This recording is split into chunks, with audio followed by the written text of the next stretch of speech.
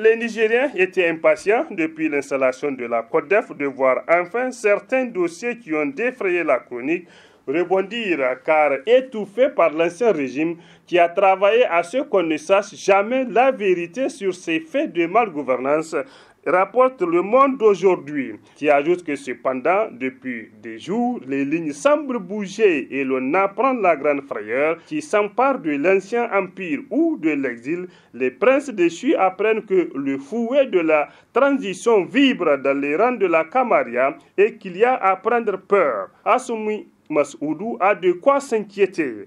Il semble que depuis des jours, tous ne dorment que d'un œil, connaissant leur gaffe.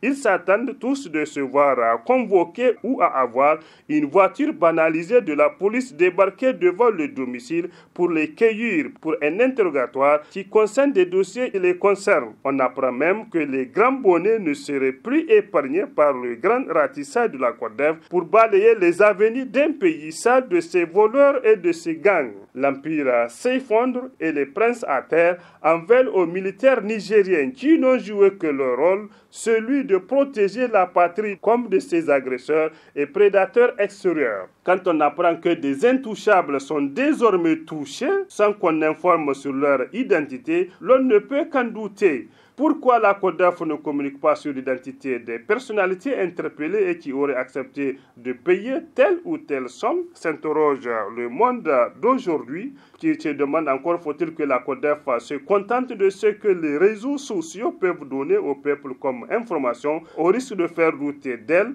A-t-on franchement besoin de cacher le visage d'un voleur? S'interroge encore le confrère, qui se demande encore pourquoi le visage du voleur de Cabri est exposé à la raillerie de la société et que celui du délinquant à col blanc ne puisse pas l'être.